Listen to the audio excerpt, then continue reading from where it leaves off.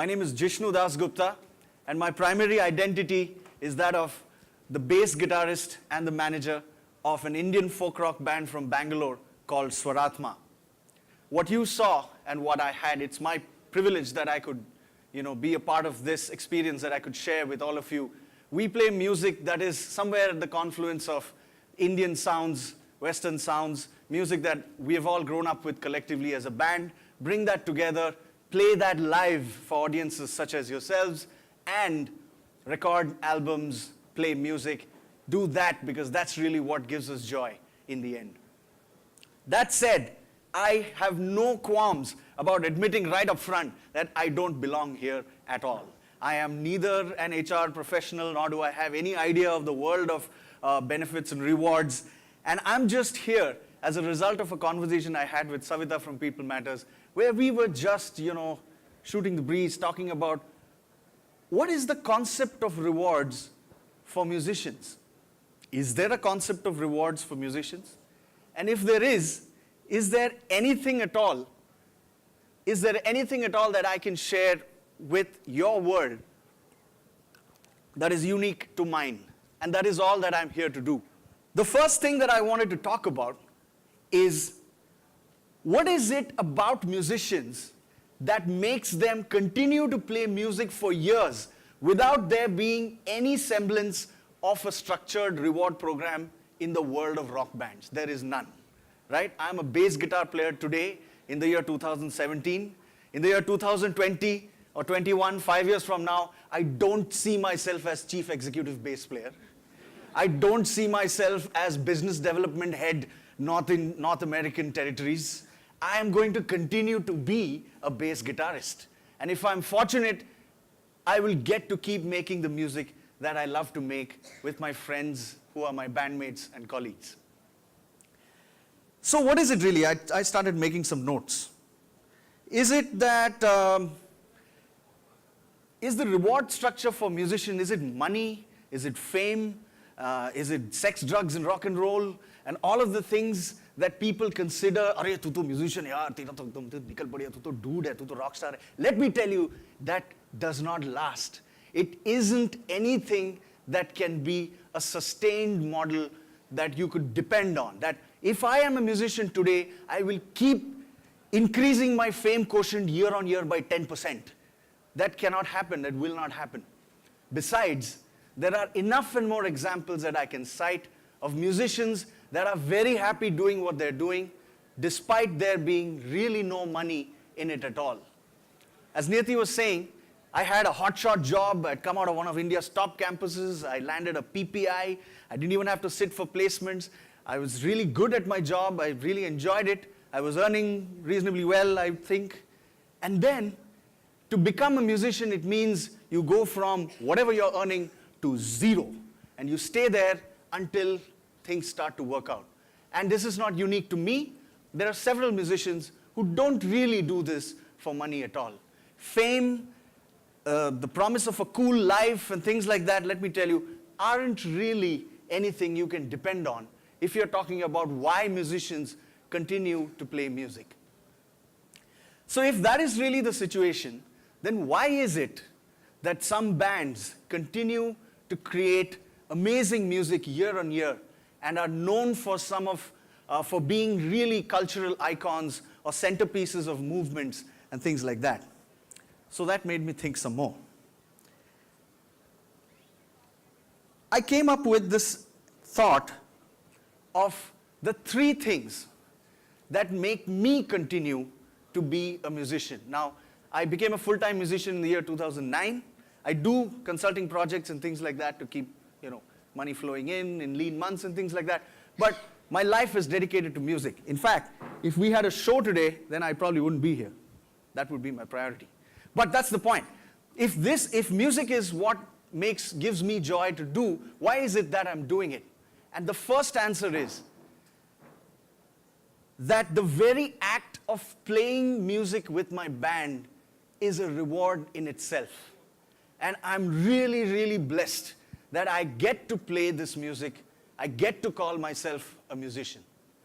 Now, as I said, I have no answers or solutions as to how this world of mine can intersect with yours, but I'm just telling you about the fact that getting to pick up my bass guitar, having the rest of the band in the room, and playing a tune that we have written together is in itself something that I wake up in the morning for.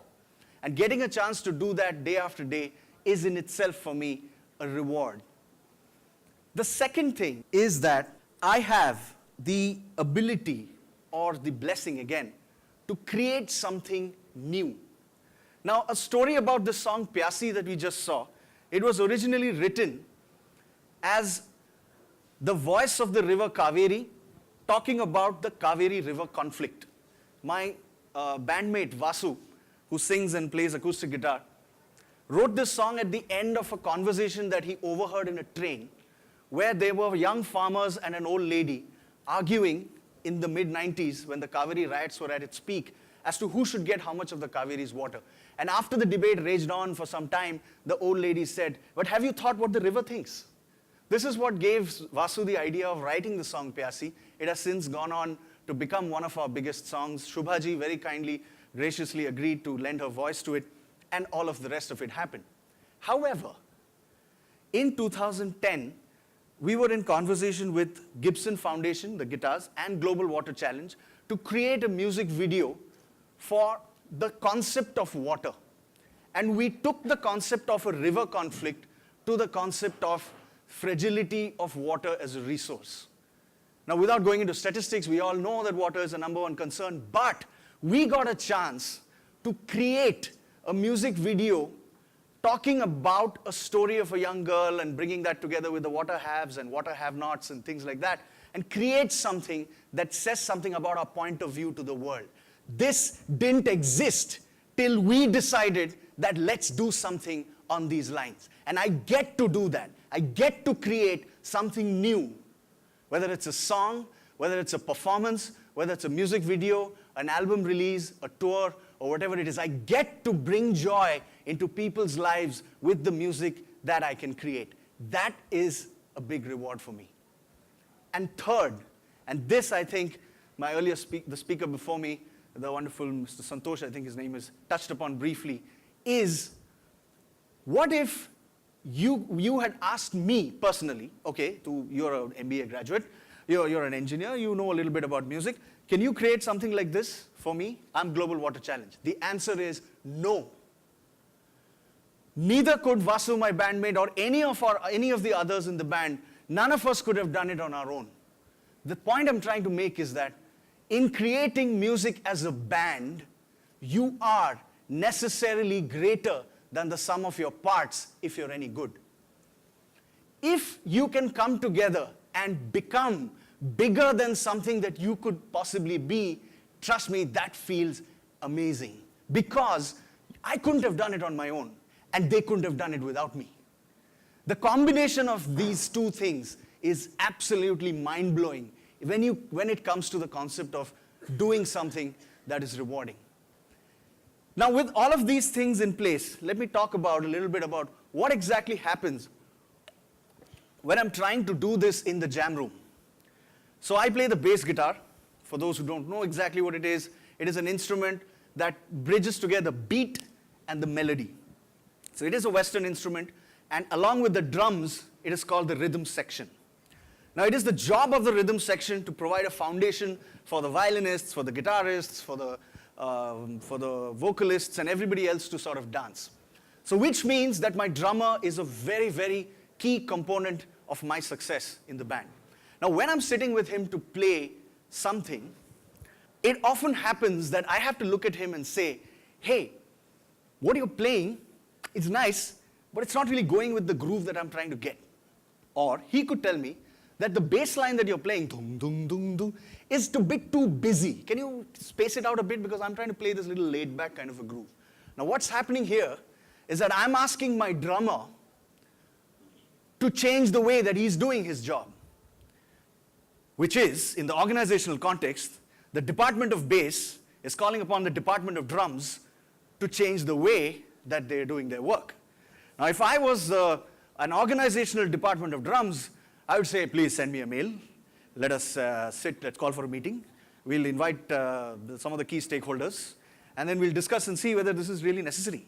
And if it is necessary, we'll draw up a 10-point program and a 3-month timeline and try and see if this can be incorporated into the way. That is not going to work. I need you to change the way that you're playing the beat. Damn it, please understand.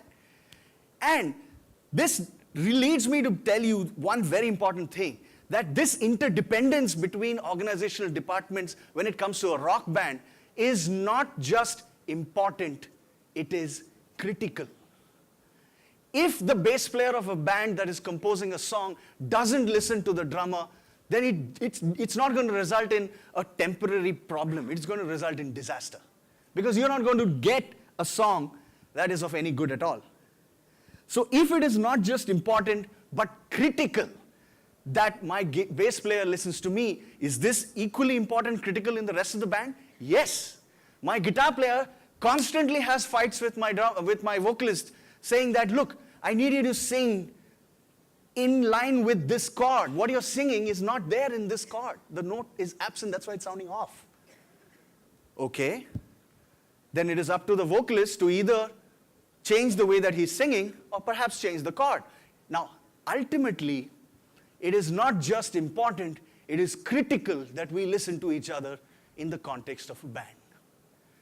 Now, if you break that down further, there is one critical ingredient that will lead me to listen to my drummer, and that is trust.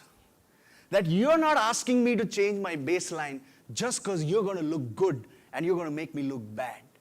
You're asking me to change the bass line because we are both playing the same song, and we are trying to create a song that is remarkable. And if we can do this together, then we will be remembered for having created a song that is really, really something else. Forget about whether it's a hit or not. So this brings me to this question of trust. In the organizations that I have worked, I have seen that we literally work on borrowed trust. I have to convince you of the fact that I'm on your side in such a great way that lets you give me something that just lets me get my work done, please. If we could bring in a sense of the trust that exists in a great band, and you know who those great bands are. They are that team in that company that has done a great job despite odds. It's that team. They are that great band. And there is that trust within their drummer, guitarists, bassists, and other members that tell each other that, dude, I'm telling you to change this melody because I think that this song will sound better if you do that. And if somewhere we can bring in this trust, then what begins to happen is something unique. You will not just have the joy of playing your instrument every day and be rewarded for that. You will also be rewarded for having created something that didn't exist, and you will have done that in no way that you could have done alone, and they couldn't have done it without you. Which means, ladies and gentlemen, that if as organizations we can all be playing the same song, we are likely to be doing much better. Thank you very much.